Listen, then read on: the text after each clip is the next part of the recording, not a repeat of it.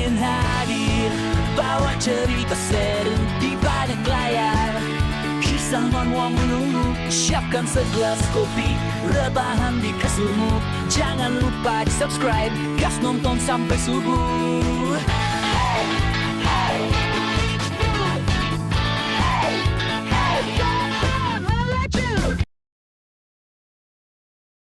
Di dalam sebuah kamar hotel yang mewah, Pangeran Yikang menatap wanita di hadapannya dengan penuh selidik, sembari mempertanyakan apakah wanita tersebut sedang berusaha untuk merayunya. Selena, wanita cantik yang berada di depannya, menanggapi dengan nada yang diatur sedemikian rupa bahwa jika sang pangeran memang merasa demikian, maka mungkin saja itulah yang sedang ia lakukan. Ia menambahkan bahwa dirinya tidak memiliki alasan sama sekali untuk menolak melakukan rayuan terhadap pria seperti Yikang. Namun, di balik senyum manis itu, Yikang menyadari ada sesuatu yang tidak beres karena ia melihat dagu wanita itu bergetar sedikit. Pangeran menyimpulkan bahwa Selena sedang merasa sangat gugup dan tidak melakukan tindakan ini atas kehendaknya sendiri. Yikang segera menginterogasi Selena mengenai siapa yang telah mengirimnya ke tempat tersebut dan bertanya dengan tegas apakah ada seseorang yang telah membayarnya untuk melakukan hal itu. Selena sempat mencoba mengelak dengan mempertanyakan bagaimana sang pangeran bisa berpikiran seburuk itu terhadap dirinya. Namun Yikang tidak bergeming. Sang pangeran justru menawarkan kesepakatan yang jauh lebih menguntungkan dengan berjanji akan membayar Selena 2 kali lipat dari jumlah yang pernah ditawarkan oleh pihak lawan jika wanita itu bersedia mengungkap identitas orang yang menyuapnya. Akhirnya Selena pun mengaku bahwa ia memang telah dijanjikan sejumlah besar uang untuk bisa mendekati sang pangeran. Selena menjelaskan bahwa pihak penyewa menjanjikan hidupnya akan makmur jika segala sesuatunya berjalan lancar dengan Yikang, mengingat reputasi sang pangeran sebagai tipe pria yang bersedia memberikan segalanya bagi wanita yang dicintainya. Mendengar pengakuan tersebut, Yikang menyadari bahwa musuhnya adalah seseorang yang sangat mengenal kepribadiannya dengan baik dan sedang berusaha memasang perangkap untuk menjebaknya. Selena menyebutkan ada 2 orang yang terlibat, di mana salah satunya adalah seorang pria Amerika, namun sosok yang menjadi dalang utama sengaja menyembunyikan wajahnya. Yikang kemudian memerintahkan Selena untuk tetap menemui mereka keesokan harinya dan melaporkan bahwa misinya telah sukses, sementara sang pangeran sendiri yang akan mengurus sisa urusan tersebut dari balik layar untuk mengungkap siapa dalang yang sebenarnya. Keesokan harinya, di sebuah kafe yang terletak di dekat hotel, Yikang mendengarkan laporan hasil pengintaian dari Aaron dan Max yang telah ia tugaskan untuk mengikuti Selena. Aaron dan Max melaporkan bahwa mereka telah melihat orang yang menyewa Selena dan membuntuti pria kulit putih berusia sekitar 30-an tersebut hingga ke sebuah lokasi yang sangat mengkhawatirkan.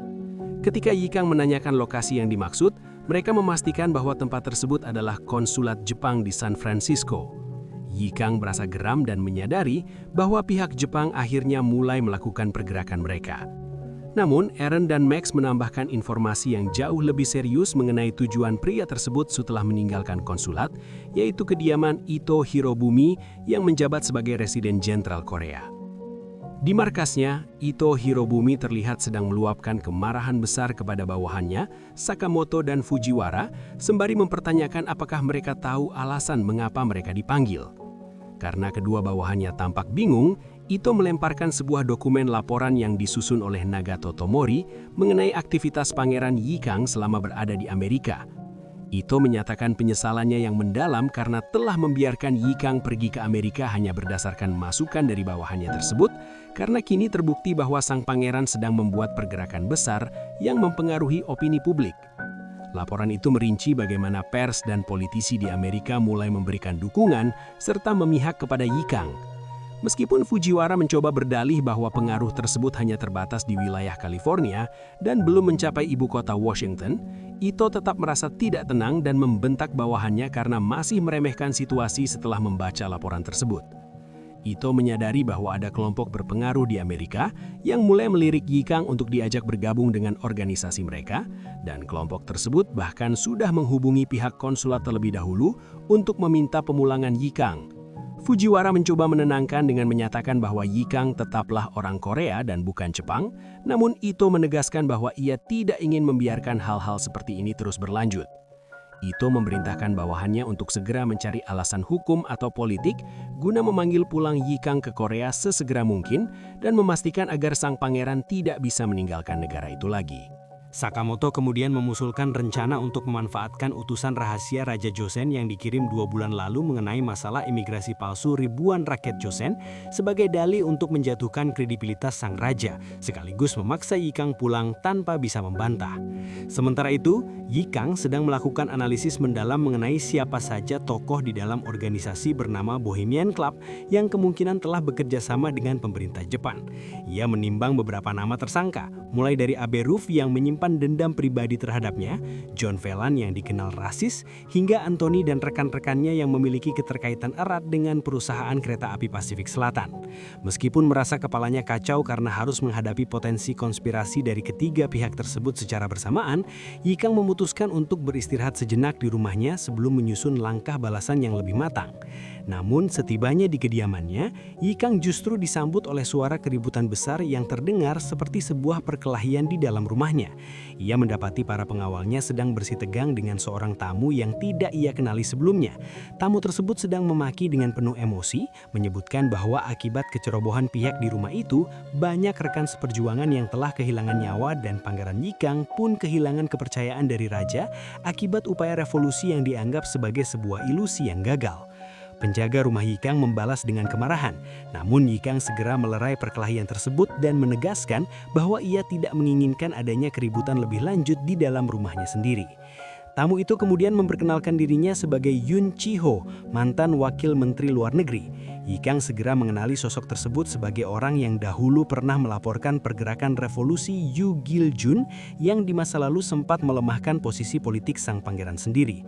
Yoon Chi-ho menjelaskan bahwa kehadirannya adalah untuk menyampaikan perintah rahasia dari kaisar yang berada di luar batas kemampuannya untuk diselesaikan sendiri, sehingga ia datang untuk memohon bantuan Yikang. Yikang kemudian meninjau isi surat perintah tersebut yang merinci penderitaan 1.000 warga Korea yang telah ditipu dan dikirim ke Meksiko melalui skema imigrasi palsu. Warga tersebut dilaporkan dieksploitasi secara keji dan diperlakukan kurang dari manusia sebagai budak, sementara pemerintah Korea tidak bisa bertindak secara formal karena hak diplomatik mereka telah dirampas oleh Jepang. Jepang sendiri secara tegas menolak untuk memberikan perlindungan atau campur tangan atas nama warga Korea tersebut. Yoon Chi-ho membenarkan bahwa pihak kerajaan telah melakukan segala upaya, dan Yikang mempertanyakan mengapa bukan Halbert yang menangani misi ini. Yoon Chi-ho menjelaskan bahwa pengawasan Jepang terhadap Halbert terlalu ketat sehingga ajudan terdekat harus tetap di tempatnya. Yikang kemudian mempertanyakan bagaimana rencana pengelolaan dana untuk menyelamatkan para ekspatriat tersebut karena biayanya akan sangat besar. Yoon Chi-ho melujuk pada isi surat perintah yang memberikan wewenang kepadanya untuk menempuh segala cara, termasuk menjual tanah jika diperlukan demi memulihkan mata pencaharian warga Korea di Meksiko. Yoon Chi-ho mengakui bahwa ia sempat mempertimbangkan untuk menjual gedung legasi Korea, namun tidak ada pihak yang bersedia membelinya dengan harga yang pantas. Itulah alasan mengapa ia datang memohon bantuan Yikang dengan harapan sang pangeran bersedia membeli tanah legasi tersebut agar dananya bisa digunakan untuk misi kemanusiaan itu. Yikang menyadari bahwa menyelamatkan para ekspatriat di Meksiko merupakan langkah krusial untuk memperkuat basis dukungannya di luar negeri sebagai seorang pemimpin yang peduli pada rakyatnya. Ia merasa tidak boleh membiarkan kesempatan ini lolos begitu saja karena baginya para ekspatriat adalah pendukung terkuatnya.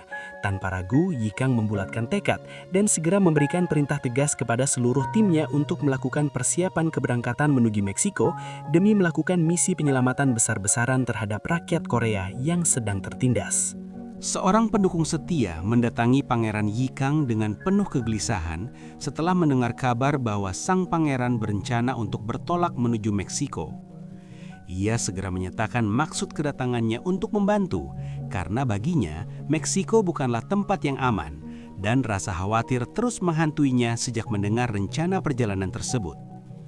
Ia merasa sangat terhormat dapat memberikan kontribusi bagi keselamatan sang pangeran, sehingga ia memboyong 2 orang bawahannya yang tidak hanya cakap dalam bertempur, tetapi juga sangat fasih dalam bahasa Spanyol. Pendukung itu memohon agar Yikang bersedia membawa mereka sebagai penerjemah sekaligus pengawal pribadi. Pangeran Yikang menyebut baik bantuan tersebut, dan setelah segala persiapan dilakukan secara menyeluruh dan terperinci, mereka pun berangkat menuju Meksiko dengan membawa satu tujuan besar yang sama. Di tengah perjalanan, suasana di dalam kelompok tersebut tampak sangat kaku. Yikang mengamati bahwa menjalin keakraban di antara para pengawalnya dan Yun Chiho adalah sesuatu yang mustahil untuk diwujudkan. Alih-alih memaksakan keharmonisan, sang pangeran memutuskan untuk memanfaatkan situasi dingin tersebut guna menggali lebih dalam sejarah kelam yang tersembunyi di antara mereka. Yikang kemudian menoleh kepada Yun Chiho dan melontarkan pertanyaan tajam mengenai apakah benar pria itu yang telah melaporkan rencana Gaudang atau Yu Giljun di masa lalu.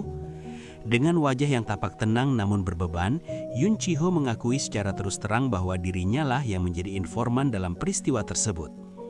Mendengar pengakuan itu secara langsung, salah satu pengawal tidak mampu lagi membendung amarahnya. Ia segera bangkit berdiri dan memaki Yun Chiho sebagai bajingan yang menjijikan. Pengawal itu mencecar Yun Chiho dengan kemarahan yang meluap-luap, mempertanyakan bagaimana mungkin ia tega mengkhianati rekan seperjuangannya sendiri meski tahu bahwa laporan itu akan membahayakan nyawa mereka semua. Yun Chiho membela tindakannya dengan alasan bahwa rencana yang disusun oleh Gaudang saat itu sangatlah tidak masuk akal dan konyol. Ia menjelaskan bahwa Gaudang hanya mengumpulkan para perwira militer muda yang baru saja kembali dari studi di Jepang dan berhayal untuk memicu kudeta Gapsin kedua. Namun Yun Chiho menekankan bahwa kudeta Gapsin yang pertama pun sudah gagal total karena kurangnya dukungan rakyat, dan ia melihat rencana Gaudang tidak akan memiliki nasib yang berbeda. Baginya, laporan tersebut adalah satu-satunya cara untuk meminimalkan kerusakan yang lebih besar, karena menurut pengamatannya, rakyat pada masa itu masih sangat bodoh dan jajaran manajer menengah tetap terjerat dalam korupsi yang mendarah daging. Ia menambahkan bahwa ada keyakinan kuat di dalam dirinya bahwa revolusi hanya akan menjadi tindakan sia-sia tanpa adanya kepercayaan terhadap siapa yang akan memegang tampuk kekuasaan setelahnya. Ketika Yikang menanyakan alasan yang lebih personal, akhirnya Yun Chiho mengakui bahwa faktor penentu laporannya adalah karena ia sama sekali tidak memiliki kepercayaan kepada sosok Yikang yang saat itu akan ditempatkan di puncak kekuasaan jika revolusi berhasil. Yikang mendengarkan seluruh penjelasan itu sambil terus melakukan evaluasi dalam benaknya. Ia mengakui bahwa Yun Chiho memang memiliki kemampuan dasar yang sangat hebat, mulai dari penguasaan bahasa hingga ketajaman penilaian situasi. Namun sang pangeran merasa terganggu oleh kesadaran elitis Yun Chiho yang berlebihan serta sikapnya yang cenderung pasif dan detachment terhadap realitas. Yikang bahkan merenungkan apakah seorang pria yang pernah berkhianat sekali tidak akan melakukannya untuk kedua kalinya, meskipun ia tetap menilai Yun Chiho masih bisa sangat berguna untuk misi saat ini. Di sisi lain, Yun Chiho sendiri mengungkapkan bahwa ia mulai memperhatikan Yikang secara serius sejak akhir tahun lalu, karena berita-berita mengenai sang pangeran yang mulai bermunculan di surat kabar menunjukkan citra yang sepenuhnya berbeda dari sebelumnya. Melalui upaya bantuan gempa bumi dan kesuksesan investasinya yang besar, citra Yikang di mata masyarakat Amerika dan Korea telah berubah drastis, hingga orang-orang mulai menyamakannya dengan kakeknya, Hengseon Daewon-gun. Yikang hanya menanggapi dengan dingin pernyataan tersebut sebelum akhirnya menyuruh semua orang untuk kembali dan beristirahat. Setelah rombongan tiba di Mexico City, serangkaian negosiasi dengan pemerintah pusat Meksiko segera dimulai, di bawah arahan Yun Chiho. Yikang memilih untuk tetap berada di latar belakang, hanya mengamati setiap pergerakan Yun Chiho untuk menguji sampai di mana batas kemampuannya. Namun hasil dari upaya tersebut ternyata sangat mengecewakan. Pemerintah Meksiko bersikap sangat tidak kooperatif dan menutup pintu komunikasi.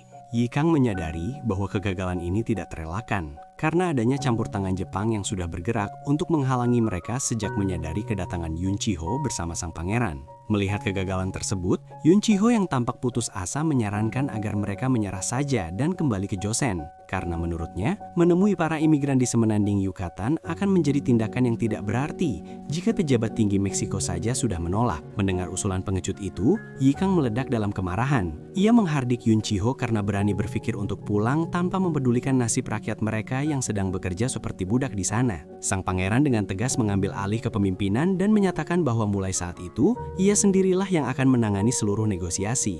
Beberapa hari kemudian, Yikang mengatur pertemuan baru dengan jajaran menteri penting Meksiko, termasuk Menteri Imigrasi, Menteri Perundang-undangan, serta Menteri Pertanian dan Kehutanan. Di hadapan mereka, Yikang membuka pembicaraan dengan kepura-puraan untuk meminta maaf atas ketidaksopanan bawahannya pada pertemuan sebelumnya. Sebagai tanda perdamaian, ia menyuguhkan sebuah kotak spesial yang dihias dengan kerajinan najeon yang terbuat dari kulit kerang khas Kekaisaran Korea. Namun, saat kotak itu dibuka, isinya bukanlah sekedar hiasan, melainkan tumpukan uang suap yang sangat banyak. Para menteri tersebut sempat merasa terhina dan menanyakan apakah Pangeran Yikang sedang mencoba untuk menghina mereka dengan cara yang begitu mencolok. Namun, Yikang dengan tenang menjelaskan bahwa itu murni merupakan hadiah permintaan maaf, dan ia tidak bermaksud menjadikannya sebagai alat untuk menuntut permintaan yang tidak masuk akal, sehingga para menteri itu akhirnya bersedia menerimanya dengan senang hati.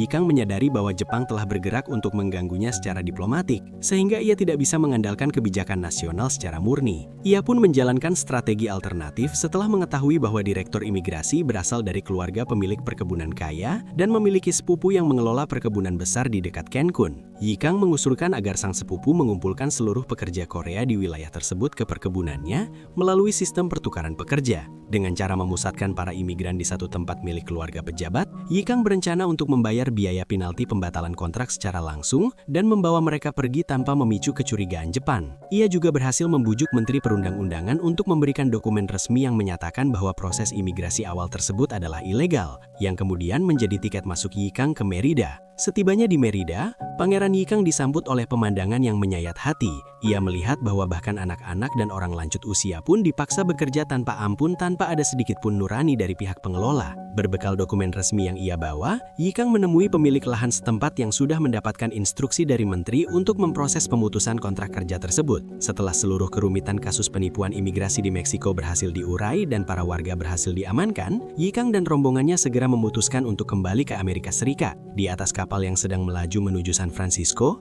Yun Chiho mengungkapkan rasa terkejut dan kekecewaannya karena melihat sang pangeran memberikan suap secara terang-terangan kepada para pejabat. Namun, Yikang membalas pernyataan tersebut dengan nada yang sangat keras. Ia mempertanyakan apa yang seharusnya dilakukan dalam situasi di mana kekuatan bangsa dan jalur diplomasi sudah lumpuh total. Sang pangeran mengecam sikap Yun Chiho yang dianggap lebih suka berpaling dari penderitaan rakyat dan merasa sudah cukup hanya dengan berkata "aku sudah mencoba" daripada melakukan segala cara untuk menyelamatkan mereka. Yikang kemudian menuntut pengembalian uang sebesar $80.000 yang sebelumnya ia berikan kepada Yun Chiho sebagai pembayaran tanah kedutaan, karena sang pangeran telah menggunakan dana pribadinya sendiri untuk seluruh operasi penyelamatan di Meksiko. Sebelum mengakhiri pembicaraan, Yikang memberikan sebuah metafora yang sangat tajam kepada Yun Chiho. Ia mengatakan bahwa meskipun ia meneladani kakeknya, ada satu perbedaan mendasar di antara mereka. Kakeknya sangat mencintai bunga anggrek yang berharga, namun hanya bisa tumbuh di tempat yang terlindung seperti rumah kaca. Sebaliknya, Yikang jauh lebih menyukai bunga prem yang memiliki ketahanan luar biasa untuk tetap mekar dengan indah bahkan di tengah musim dingin yang paling ekstrim dan kejam sekalipun. Ia memperingatkan Yun Chiho agar segera membuang sikap pasifnya dan berhenti hidup sebagai orang yang merasa sok tahu namun sebenarnya tidak berguna. Karena jika tidak, sang pangeran tidak akan lagi memiliki ruang bagi orang seperti itu di sampingnya.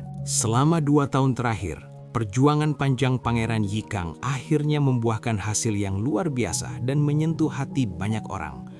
Sebanyak 1.000 orang warga negara Korea yang sebelumnya diperlakukan secara tidak manusiawi layaknya budak di Meksiko, kini telah berhasil mendapatkan kembali kebebasan mereka yang sangat berharga. Keberhasilan misi rahasia ini yang sebelumnya diamanatkan langsung oleh Kaisar membuktikan betapa piawainya Yikang dalam menjalankan negosiasi yang rumit di tanah asing demi keselamatan rakyatnya. Kabar kemenangan ini tidak hanya membawa kelegaan bagi para keluarga yang ditinggalkan, tetapi juga mengangkat reputasi sang pangeran di tanah air hingga ke puncak tertinggi yang belum pernah dicapai sebelumnya.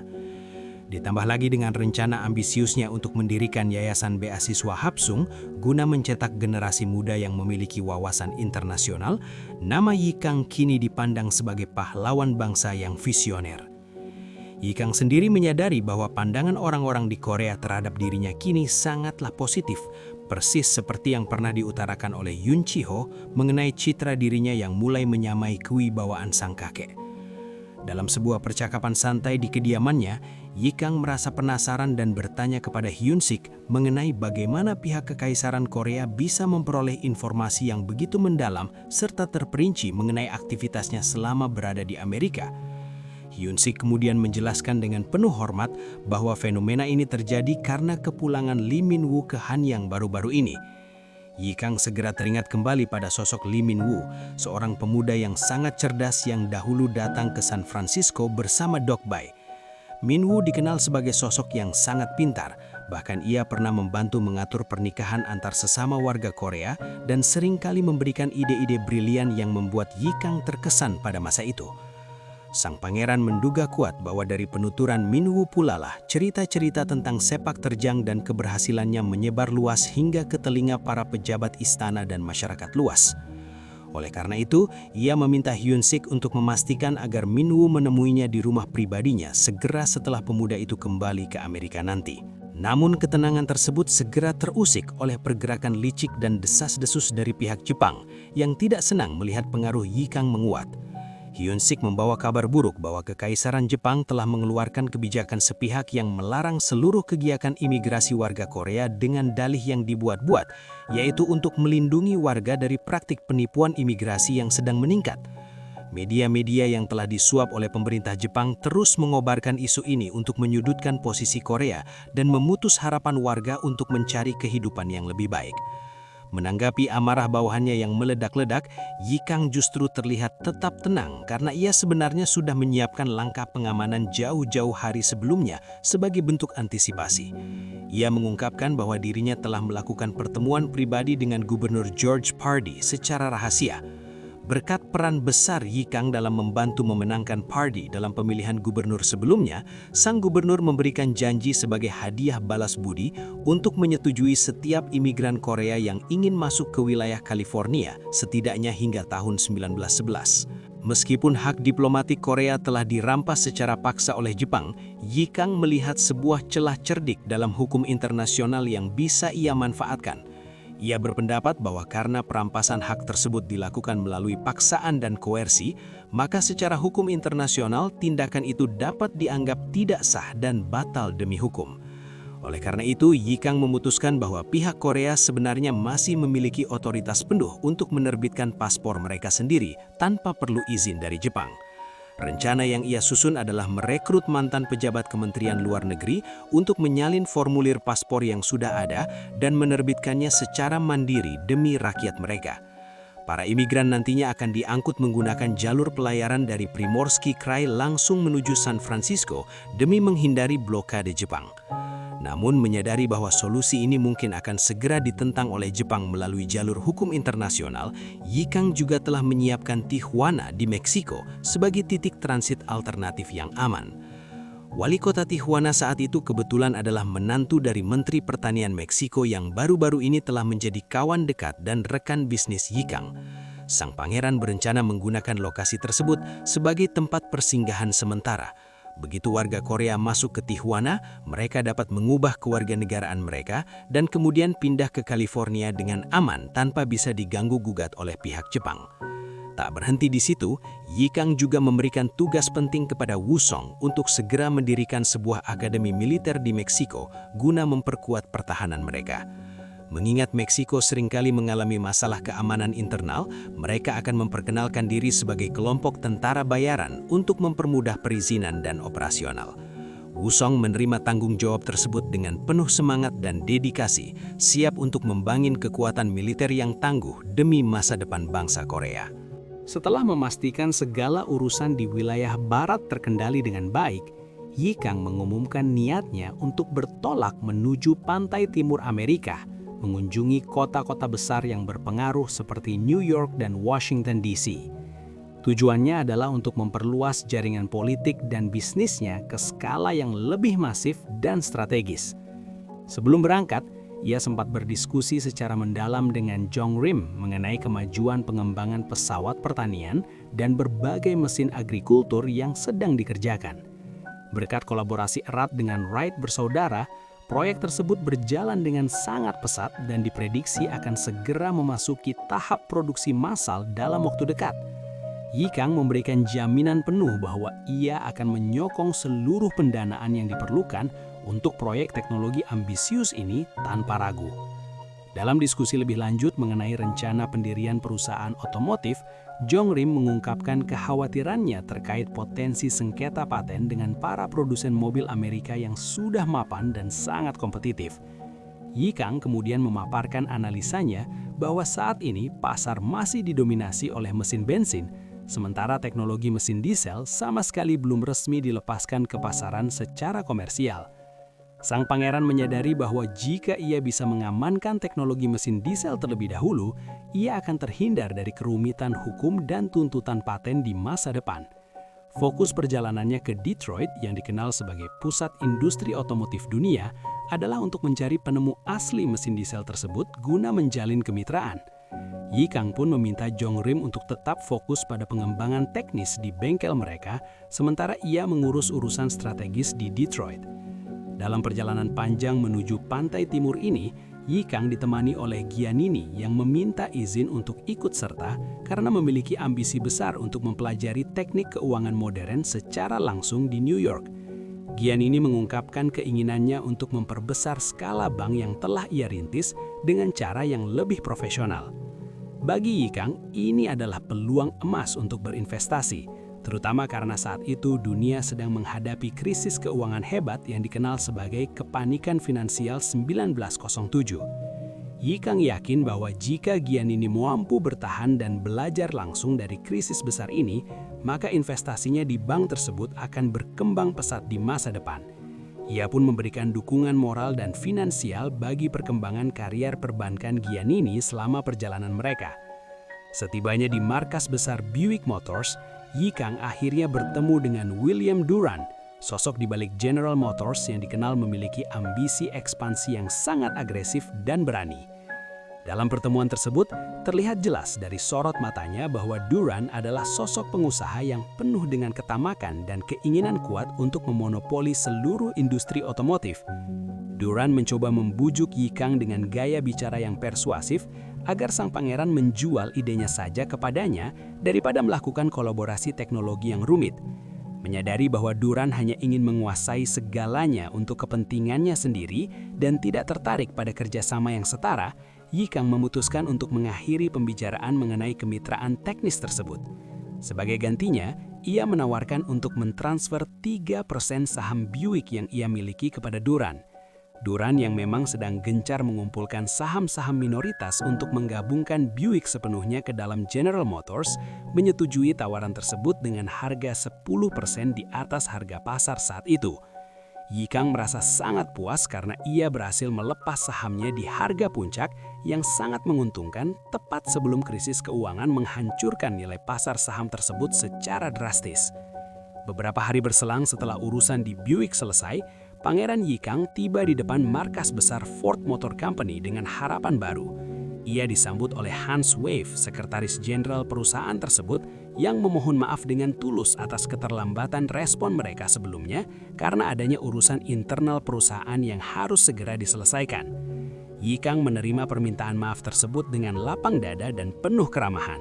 Namun, sebuah momen kejutan terjadi ketika ia mulai melangkah masuk ke dalam area pabrik Ford. Saat ia melihat dengan mata kepala sendiri bagaimana para pekerja beroperasi dan sistem produksi yang diterapkan di sana, ia merasakan sebuah guncangan mental yang mendalam.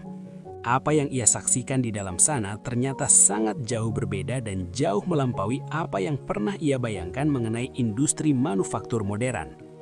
Ia melihat para pekerja dari berbagai latar belakang ras yang berbeda-beda sedang bekerja bersama-sama dengan penuh keharmonisan dan semangat yang luar biasa. Ketika Pangeran Yikang bertanya dengan nada sedikit heran mengenai apakah orang-orang itu memang benar-benar bekerja di tempat tersebut, Hans Wave memberikan jawaban yang sangat tegas dan mencerahkan. Hans menjelaskan bahwa perusahaan Ford memang memiliki kebijakan untuk mempekerjakan siapa saja tanpa memandang asal-usul ras mereka, asalkan orang tersebut memang memiliki kemampuan yang mumpuni untuk bekerja. Bahkan kebijakan ini juga mencakup orang-orang yang memiliki keterbatasan fisik atau penyandang disabilitas. Mendengar penjelasan tersebut, Yikang merasa sangat lega karena sebelumnya ia sempat didera kekhawatiran bahwa keterlambatan respon dari pihak Ford disebabkan oleh sentimen rasisme. Namun ternyata Henry Ford terbukti jauh lebih rasional, bijaksana dan terbuka daripada yang ia duga selama ini. Sesampainya mereka di ruang kerja pimpinan yang berwibawa, Hanswave segera memperkenalkan Pangeran Yikang kepada sosok legendaris industri tersebut. Henry Ford, sang pendiri Ford Motors yang tersohor, menyambut kedatangan sang pangeran dengan sebuah jabatan tangan yang sangat mantap dan menyebutkan bahwa sosok Yikang terlihat jauh lebih mengesankan daripada berbagai rumor yang telah beredar luas di masyarakat. Yikang membalas sapaan hangat itu dengan penuh kesopanan dan segera memperkenalkan rekan perjalanannya, Amadeo Giannini, yang merupakan pimpinan dari Bank of Italy. Henry Ford menyambut Giannini dengan sikap yang ramah, seraya memohon maaf yang tulus karena proses verifikasi identitas memakan waktu yang cukup lama. Ford menjelaskan bahwa di kota Detroit yang saat ini sedang dibanjiri oleh arus uang dan ambisi besar, terdapat terlalu banyak penipu yang mencoba mencari keuntungan dengan segala cara, sehingga ia merasa perlu untuk memastikan bahwa orang yang menghubungi mereka memang benar-benar seorang pangeran yang asli. Yikang menanggapi penjelasan itu dengan tawa kecil yang santai, menyatakan bahwa ia sangat memahami perlunya sikap waspada yang tinggi di tengah kota yang penuh dengan intrik bisnis seperti ini. Setelah keraguan awal di antara mereka berhasil sirna sepenuhnya, suasana pertemuan berubah menjadi jauh lebih serius dan penuh dengan rasa ingin tahu yang mendalam. Henry Ford tidak ingin membuang-buang waktu lebih lama lagi dan langsung melontarkan pertanyaan yang sangat lugas mengenai maksud inti dari kedatangan Yikang. Ia bertanya dengan tegas mengenai alasan mengapa perusahaannya harus melakukan kemitraan teknologi dengan pihak sang pangeran dan apa sebenarnya manfaat nyata serta keuntungan yang bisa didapatkan oleh Ford Motors dari jalinan kemitraan tersebut. Yikang merasa sangat tertantang sekaligus terhibur dengan gaya bicara Ford yang sangat langsung, praktis, dan efisien. Baginya, berbicara dengan cara yang bertele-tele hanya akan menjadi bumerang saat berhadapan dengan orang berkarakter kuat seperti Ford. Dengan penuh keyakinan dan tatapan mata yang tajam, Yikang menjawab bahwa manfaat terbesar dari sebuah kerjasama antar perusahaan besar adalah uang. Tepatnya jumlah uang yang sangat luar biasa besar dan bersifat astronomis yang akan mereka hasilkan bersama-sama jika mereka sepakat untuk berkolaborasi. Henry Ford kemudian menanyakan dari mana sebenarnya datangnya rasa kepercayaan diri yang begitu besar tersebut di dalam diri Yikang. Pangeran Yikang memapalkan hasil pengamatan serta analisanya bahwa saat ini fasilitas produksi yang dimiliki Ford masih tergolong relatif kecil jika dibandingkan dengan pertumbuhan pasar otomotif dunia yang sedang meledak secara eksplosif dan tidak terbendung. Ia memperingatkan dengan jujur bahwa jika Ford sampai tertinggal dalam meningkatkan kapasitas produksinya, maka mereka akan kalah telak dalam persaingan memperebutkan pangsa pasar awal yang sangat krusial, dan pada akhirnya perusahaan mereka akan mudah ditelan oleh sosok serakah seperti William Durand dari General Motors. Ketika Ford bertanya apakah Yikang sudah sempat menjalin kontak dengan Durand, sang pangeran menceritakan pengalamannya bahwa Durand hanya memiliki niat untuk membeli ide serta teknologinya secara sepihak daripada menjalin sebuah kolaborasi bisnis yang jujur dan setara. Sebagai bentuk komitmen nyata terhadap Ford, Yikang menawarkan investasi langsing sebesar $50.000 saat ini juga, dan ia menjanjikan tambahan dana segar hingga mencapai $500.000 dalam kurun waktu hanya setengah tahun ke depan. Mendengar tawaran angka investasi yang begitu fantastis tersebut, Henry Ford tampak terkejut, namun ia berusaha keras untuk tetap menjaga ketenangannya. Yikang menjelaskan secara mendalam bahwa investasi ini merupakan kunci utama bagi Ford untuk melenyapkan segala kelemahan mereka dan memungkinkan perusahaan tersebut untuk terbang jauh lebih tinggi lagi di dalam industri global. Di dalam benaknya, Yikang tahu betul berdasarkan pengetahuan masa depannya bahwa Ford nantinya akan menjadi orang Amerika pertama yang berhasil mengumpulkan kekayaan hingga menembus angka $1 miliar. Dan pondasi kesuksesan besar itu berawal dari pengembangan teknologi mesin yang sedang mereka diskusikan saat ini. Henry Ford akhirnya memutuskan untuk menerima tawaran kemitraan teknologi terlebih dahulu sebagai langkah awal. Namun ia menyatakan ingin bersikap sedikit lebih hati-hati serta melakukan pertimbangan matang mengenai masalah investasi modal yang jumlahnya sangat besar tersebut. Yikang sama sekali tidak merasa keberatan dan membiarkan Ford mengambil waktu yang ia butuhkan untuk berpikir, karena sang pangeran merasa bahwa waktu kini berada di pihaknya dan ia sangat yakin bahwa Ford akan segera menghubungi dirinya kembali di kemudian hari dengan kabar yang baik. Beberapa hari kemudian, perjalanan panjang mereka berlanjut hingga tiba di depan gedung New York Stock Exchange yang berdiri dengan megah namun penuh dengan hiruk-pikuk manusia. Giannini tampak sangat terkesima sekaligus terlihat sedikit gugup saat menyaksikan pemandangan para pialang saham yang saling berteriak-teriak melakukan transaksi dengan liar. Mulai dari yang berambisi membeli saham baja, hingga mereka yang sedang meratapi nasib sambil menjual seluruh saham GE mereka di tengah gelombang keputusasaan yang melanda. Yikang memberikan penjelasan kepada Giannini bahwa tempat bersejarah ini adalah jantung utama dari New York, sebuah lokasi unik di mana sifat keserakahan manusia dan rasa keputusasaan yang mendalam hidup berdampingan di bawah satu atap yang sama.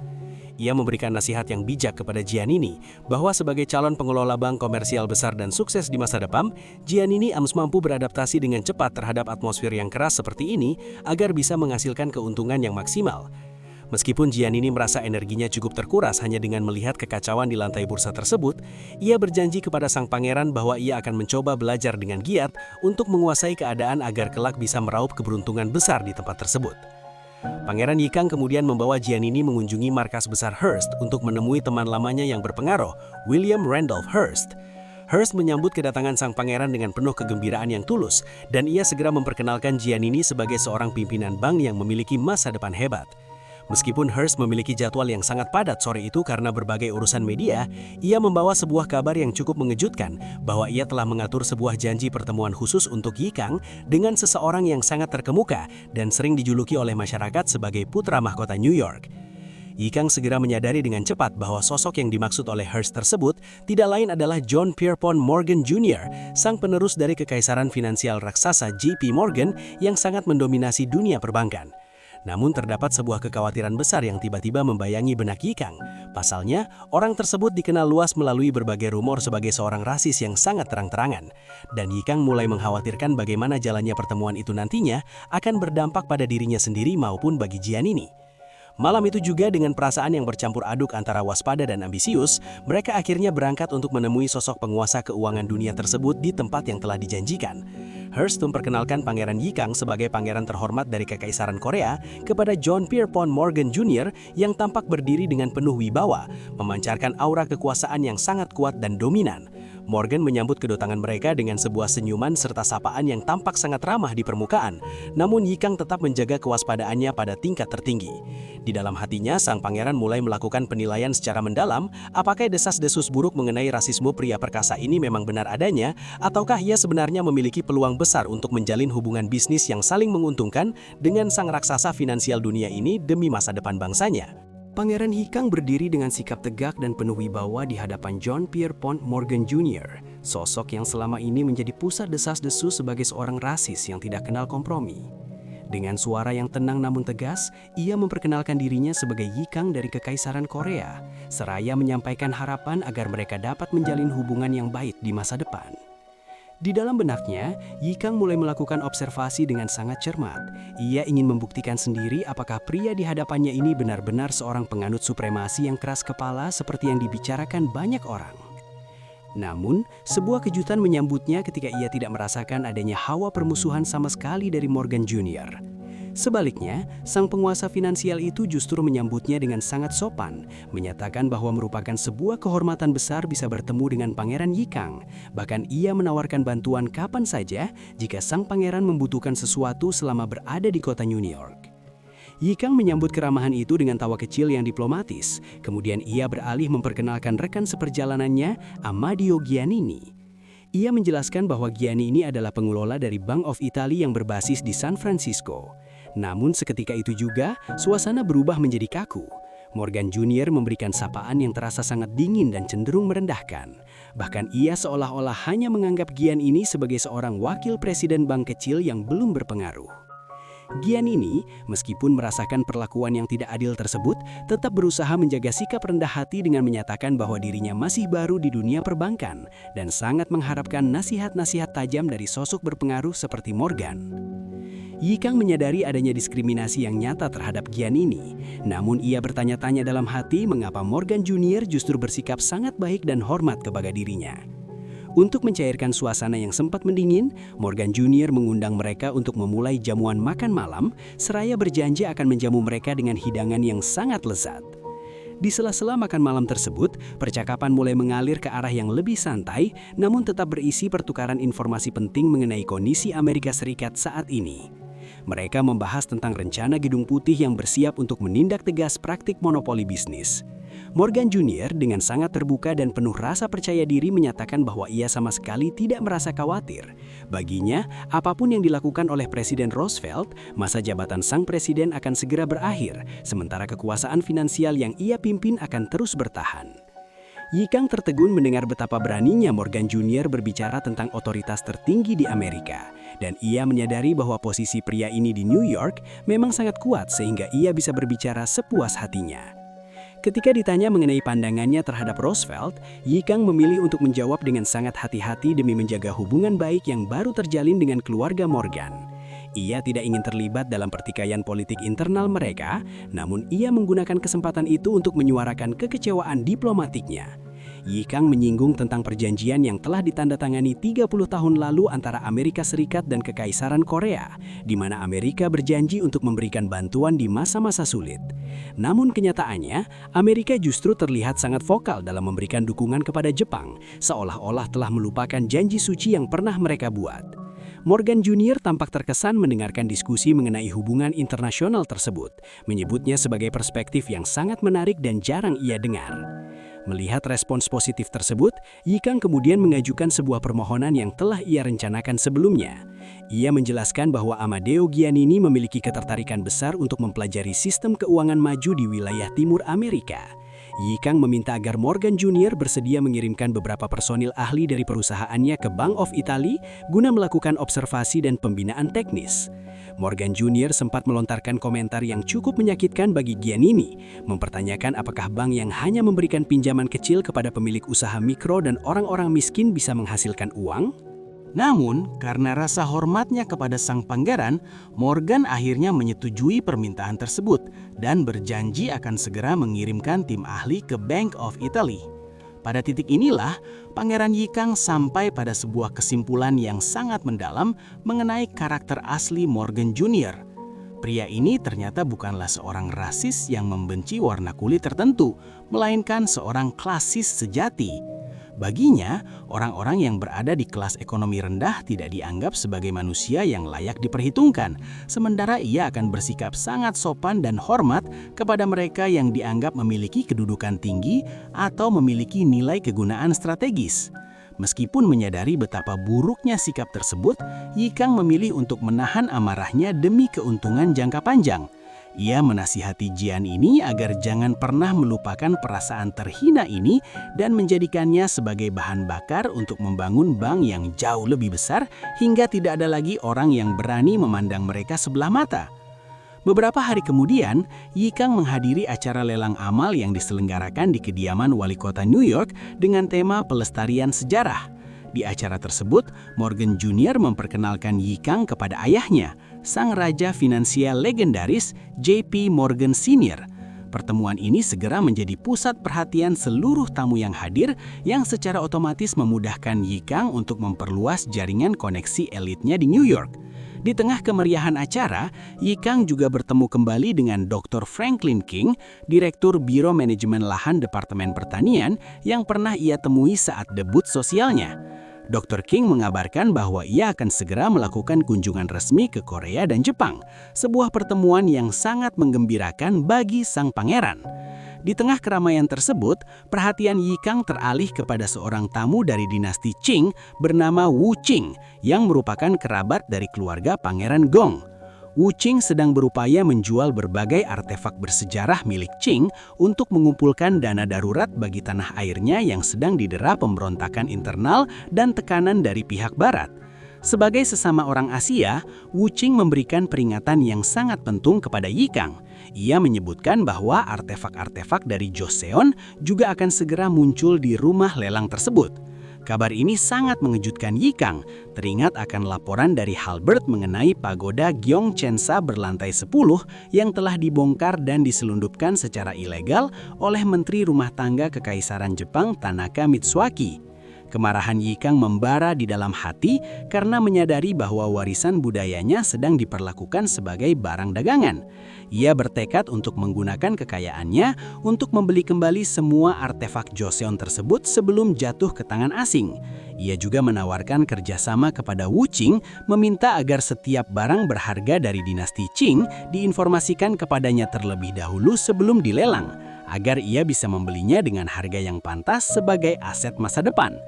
Pertemuan di New York ini benar-benar menyadarkan Yikang bahwa selama ini ia hanyalah katak dalam tempurung yang baru menyadari betapa luas dan kejamnya dunia persaingan global.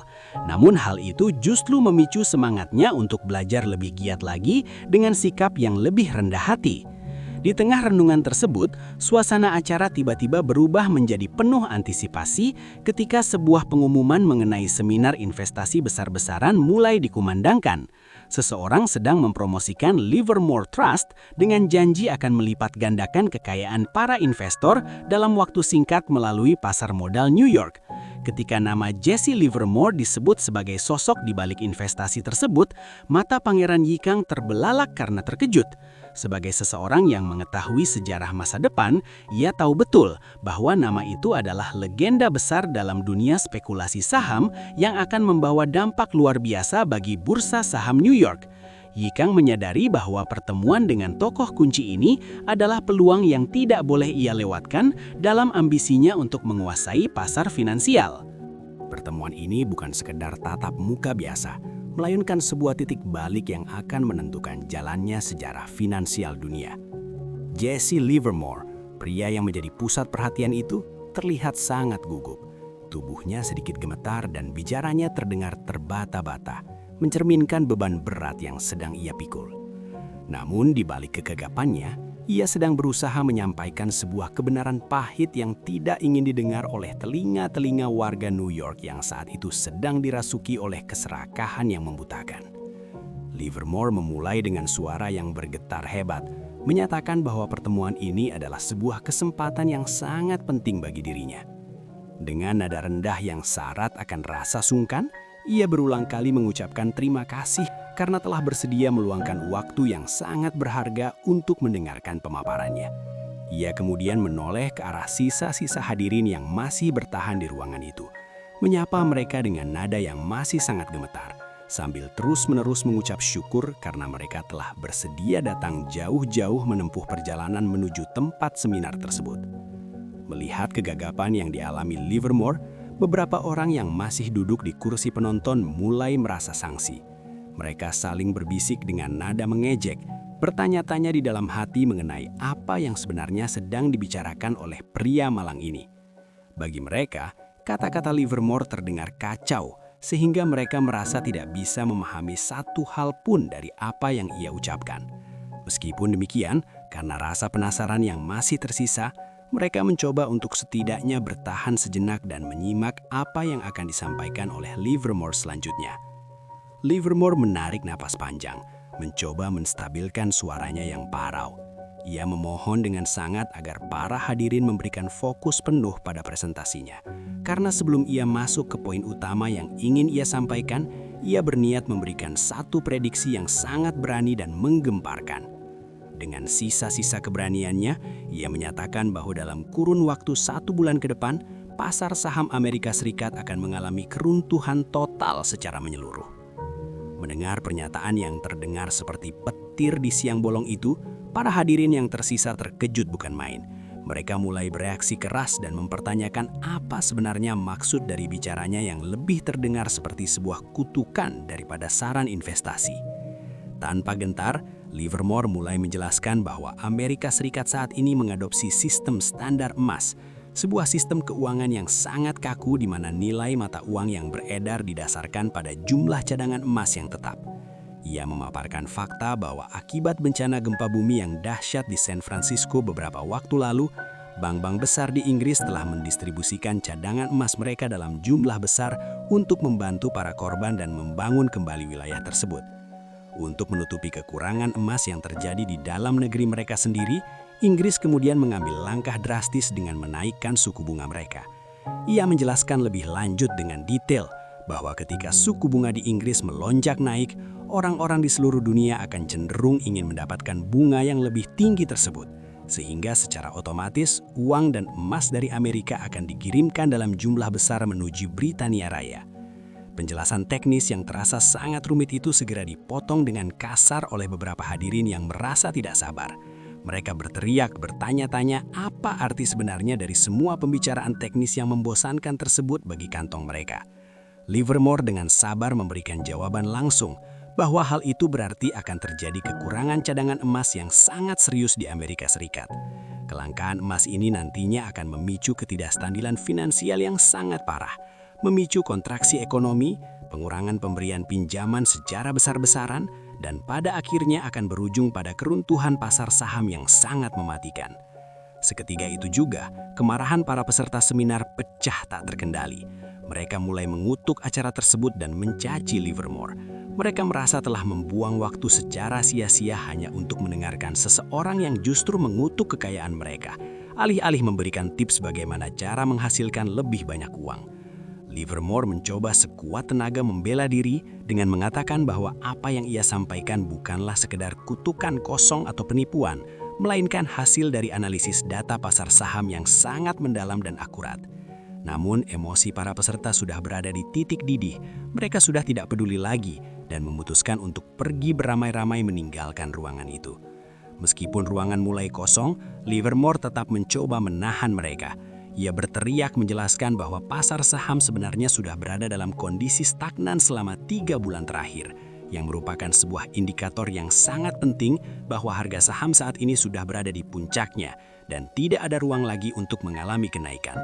Ia juga menambahkan poin kritis bahwa sistem keuangan Amerika Serikat yang sudah sangat usang akan menjadi faktor utama yang mempercepat keruntuhan tersebut. Dan kepanikan finansial yang hebat pasti akan terjadi dalam waktu yang sangat dekat. Namun semua upaya itu berujung sia-sia. Pintu ruangan tertutup rapat dan semua orang telah pergi meninggalkannya sendirian dalam keheningan yang menyesakan. Livermore pun menghela napas panjang dengan bahu yang lunglai, merasa bahwa jikalau saja mereka mau sedikit lebih bersabar dan mendengarkannya sampai akhir, mereka setidaknya akan memiliki kesempatan untuk menyelamatkan aset mereka. Ia merasa sangat putus asa karena kegagapannya membuat orang-orang tidak mempercayainya. Ditambah lagi, ia sedang dalam kondisi keuangan yang sulit dan tidak memiliki sisa uang sepeser pun untuk menyewa gedung seminar lainnya. Tepat di saat keputusasaan itu mencapai titik terendahnya, Pangeran Yikang melangkah maju dengan wibawa yang tenang. Ia mendekati panggung dan bertanya dengan nada yang memberikan harapan.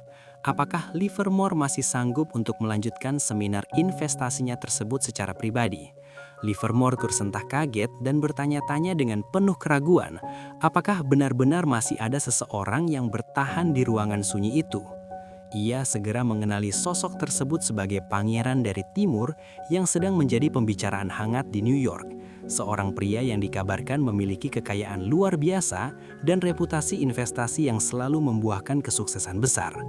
Livermore menyadari bahwa ini mungkin adalah kesempatan pertama sekaligus kesempatan terakhir yang diberikan takdir baginya dalam hidup ini. Yikang kemudian meminta para pengawalnya untuk mundur sejenak dan menjaga jarak agar mereka berdua bisa berbicara dengan lebih pribadi dan leluasa. Ia menatap Livermore dan menyatakan dengan lugas bahwa pria itu tidak perlu lagi menjelaskan bagian mengenai alasan keruntuhan harga saham. Yikang mengungkapkan bahwa sebagai orang yang pernah merasakan langsung dampak gempa San Francisco, ia sendiri sudah melakukan antisipasi akan adanya kepanikan finansial yang diakibatkan oleh kenaikan suku bunga global tersebut. Mendengar pernyataan sang pangeran, semangat Livermore bangkit seketika. Ia pun menyimpulkan dengan tajam bahwa dalam situasi pasar yang sedang menuju jurang kehancuran seperti ini, strategi short selling atau jual kosong adalah satu-satunya cara terbaik dan paling efektif untuk merealisasikan keuntungan yang sangat besar. Pangeran Yikang tahu betul dengan siapa ia sedang berurusan saat ini. Di dalam ingatannya tentang masa depan, sosok di depannya ini adalah Jesse Livermore, pria yang kelak akan dijuluki sebagai Great Bear atau beruang besar Wall Street karena keberaniannya yang legendaris dalam bertaruh pada penurunan pasar. Livermore adalah tokoh sejarah nyata yang berhasil mengubah modal yang tidak sampai $1 juta menjadi lebih dari $100 juta selama masa depresi besar melanda dunia. Yikang kemudian menatap mata Livermore dan menawarkan sebuah tantangan besar yang sangat menggoda. Maukah Anda membuat sejarah bersama saya?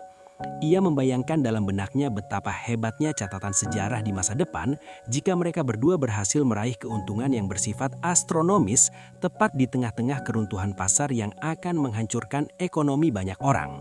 Dengan semangat yang kini membara dan mata yang berbinar, Livermore menyetujui tawaran emas tersebut tanpa keraguan sedikit pun.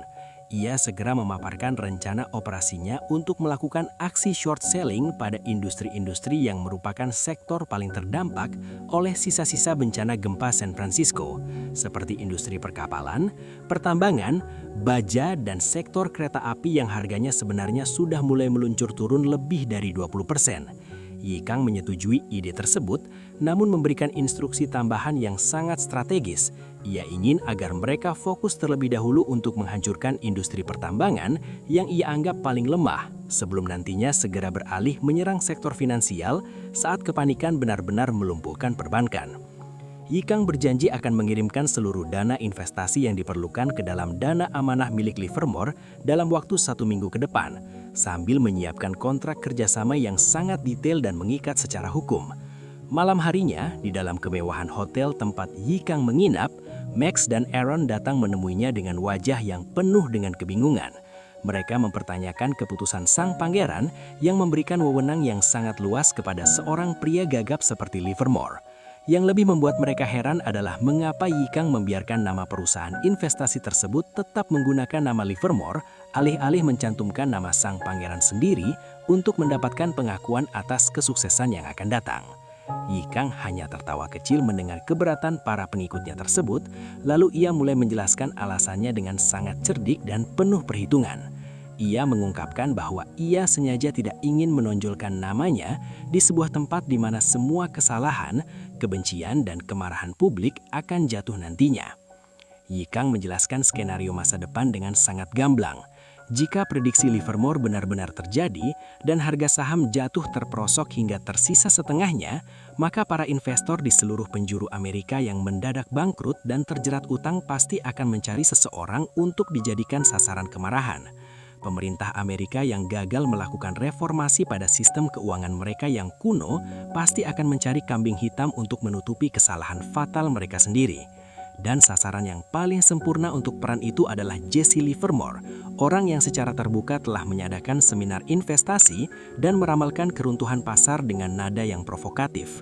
Yikang menyadari bahwa jika namanya muncul sebagai pimpinan perusahaan tersebut, maka sebagai seorang pendatang dari Asia, ia akan mendapatkan kritikan yang jauh lebih keras, lebih kejam, dan syarat akan rasisme.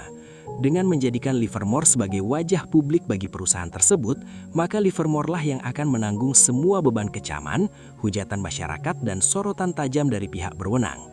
Sementara itu, Yikang bisa tetap duduk tenang dengan aman, bersembunyi di balik bayang-bayang sebagai investor rahasia yang mengendalikan seluruh jalannya bidak catur finansial dari belakang layar. Yikang merasa bahwa ini adalah bentuk kemampuan manajemen krisis yang luar biasa yang harus ia miliki. Malam itu, dengan pena di tangannya, ia mulai menyusun draft kontrak investasi untuk Jesse Livermore dengan sangat hati-hati dan penuh dengan ketelitian yang luar biasa. Ia sadar sepenuhnya bahwa taruhan besar yang sedang ia jalankan ini akan sangat menentukan masa depan finansialnya dan juga masa depan bangsanya di tengah badai ekonomi yang akan segera mengguncang dunia. Beberapa hari kemudian, di dalam suasana kamar hotel yang mewah dan tenang yang ditempati oleh Pangeran Yikang, sebuah kontrak kerjasama yang sangat menentukan masa depan finansial akhirnya resmi disepakati bersama.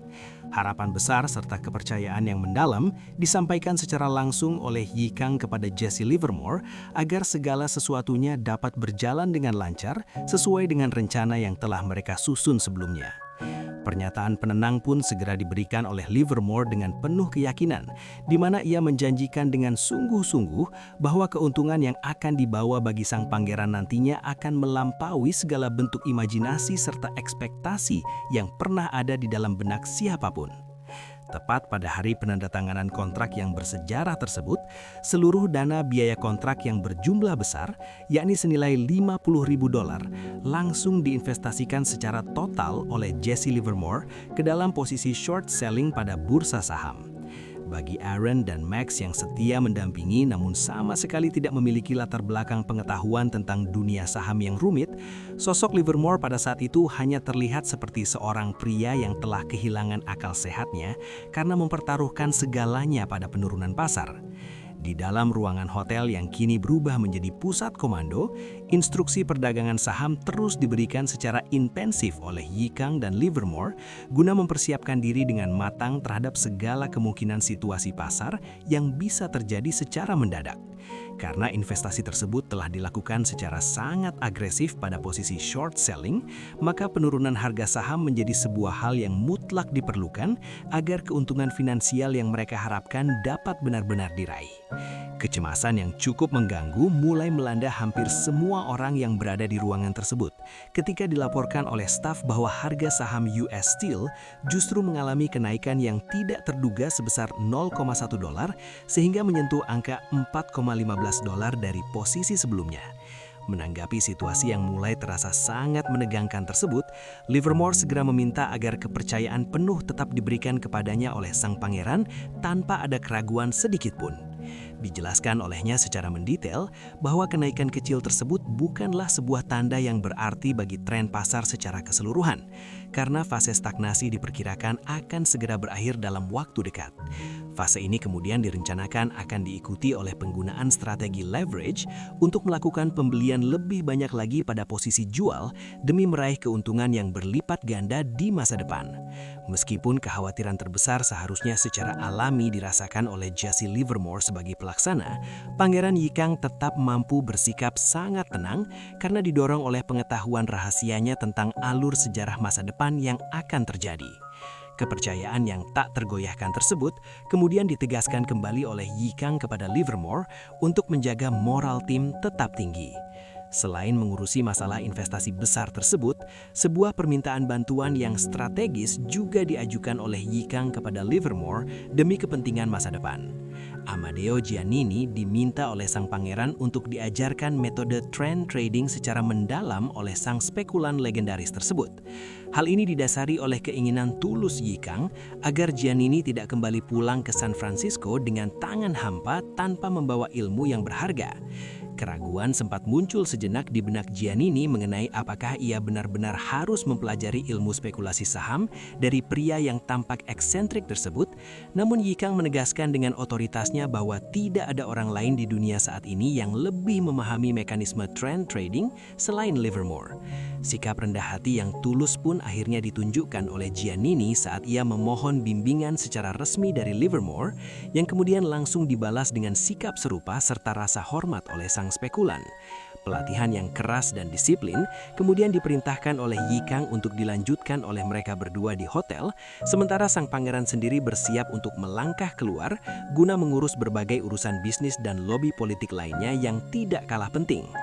Langkah berikutnya membawa Pangeran Yikang ke markas besar surat kabar Washington Post, di mana sebuah pertemuan formal segera diadakan dengan Christian yang menjabat sebagai pemimpin redaksi di sana. Keinginan yang kuat untuk memasang iklan besar mengenai pesawat terbang Flyer 4 yang merupakan karya inovatif dari perusahaan Wright & Yee disampaikan secara resmi oleh Yikang.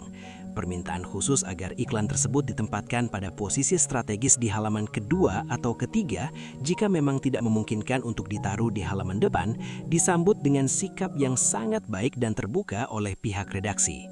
Melalui jalinan hubungan erat dengan editor surat kabar berpengaruh ini, sebuah upaya investasi relasi masa depan sedang dilakukan dengan sengaja oleh Yikang guna menarik perhatian para pejabat senior serta pengambil kebijakan di lingkungan pemerintahan federal. Selain itu, sebuah permintaan tambahan agar sebuah tajuk rencana atau editorial mengenai Wright bersaudara dituliskan juga diajukan oleh sang pangeran dengan tujuan utama untuk secara perlahan menggeser opini publik agar lebih berpihak kepada para penemu tersebut daripada kepada lembaga pesaingnya.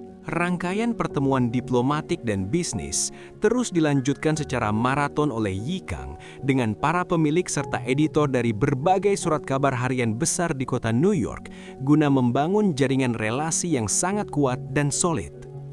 Goodwill atau nama baik sebagai pemegang saham yang berpengaruh berhasil diraih oleh Yi Kang melalui penempatan iklan-iklan berbayar serta pembelian sejumlah saham di perusahaan-perusahaan media raksasa tersebut.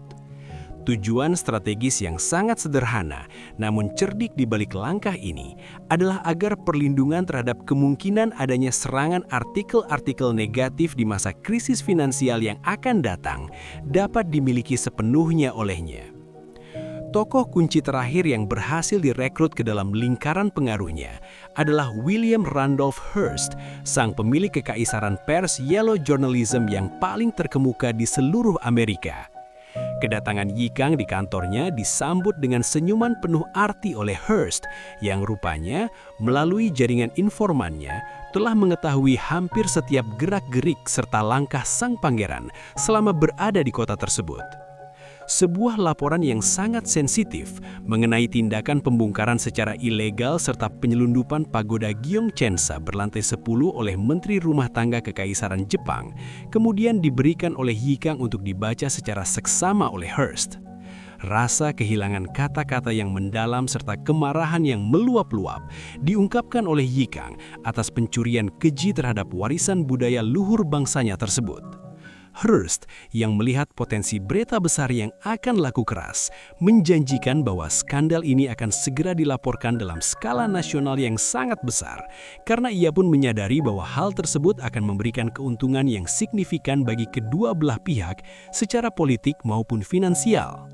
Sebagai bentuk balas budi dan apresiasi atas informasi berharga yang pernah diberikan oleh sang pangeran di masa lalu, 3 buah bantuan besar dijanjikan oleh Hearst kepada Yi Kang, di mana salah satu bantuan tersebut telah secara resmi digunakan pada pertemuan hari itu. Sebelum pertemuan yang intens tersebut berakhir, sebuah pertanyaan yang penuh rasa ingin tahu diajukan oleh Hearst mengenai pergerakan aneh di kalangan perbankan yang dirasanya sudah mulai tidak biasa. Sebuah peringatan rahasia yang sangat berharga diberikan oleh Yi Kang sebagai nasihat agar Hearst segera mengamankan asetnya dalam bentuk uang tunai karena ia meramalkan bahwa era pasar yang terus naik atau bull market akan segera berakhir dan segera digantikan oleh era pasar yang lesu serta penuh kepanikan atau bear market. Meskipun Yi Kang meminta agar hal tersebut dirahasiakan terlebih dahulu, ia sangat menyadari bahwa informasi sensitif ini pasti akan segera diolah menjadi artikel berita yang provokatif oleh Hearst, yang mana hal tersebut memang merupakan bagian dari rencana besar Yi Kang agar kepanikan finansial di pasar modal terjadi dengan lebih cepat dari seharusnya. Tak lama kemudian, prediksi yang mengerikan tersebut terbukti menjadi kenyataan dengan terjadinya sebuah peristiwa tragis yang menggemparkan di lingkungan hotel, di mana seorang tamu hotel yang putus asa memutuskan untuk mengakhiri hidupnya akibat terjun bebas dari ketinggian setelah menyaksikan jatuhnya harga saham secara signifikan. Menyadari sepenuhnya bahwa situasi di New York akan menjadi semakin berbahaya bagi keselamatannya dan kemungkinan dirinya dijadikan kambing hitam oleh pemerintah setempat semakin besar, Yi Kang mulai mencari alasan diplomatik yang sah untuk segera meninggalkan kota tersebut. Di tengah kegentingan yang memuncak itu, kedatangan An Chang-ho atau yang dikenal sebagai Dosan tiba-tiba dilaporkan oleh pengawal setianya. Dosan tidak datang sendirian, melainkan bersama dengan Lee Wi-jong, putra dari utusan diplomatik Korea untuk Rusia, guna menyerahkan sebuah dokumen yang sangat rahasia. Sebuah perintah rahasia yang sangat krusial dari baginda raja akhirnya diterima oleh Pangeran Yi Kang melalui perantaraan Lee Wi-jong di kamar hotelnya. Isi dari perintah yang tertulis di dalam dokumen tersebut adalah instruksi agar konferensi perdamaian Den Haag yang akan datang dihadiri secara resmi oleh sang pangeran guna mengungkap segala bentuk ketidakadilan serta kejahatan di balik perjanjian Elsa kepada mata dunia internasional. Keputusan yang sangat cepat dan tegas segera diambil oleh Yi Kang dengan memerintahkan seluruh pengikut dan stafnya untuk segera berkemas tanpa menunda waktu lagi. Keberangkatan yang mendesak untuk melintasi Samudra Atlantik menuju benua Eropa harus segera dilakukan sesegera mungkin guna menjalankan misi suci tersebut. Kepada Giannini yang masih merasa cukup khawatir dengan situasi pasar yang ditinggalkan, dijelaskan secara singkat oleh Yikang bahwa tujuannya saat ini adalah menuju Belanda untuk menghadiri sebuah konferensi perdamaian yang sangat mendesak demi kedaulatan bangsa mereka.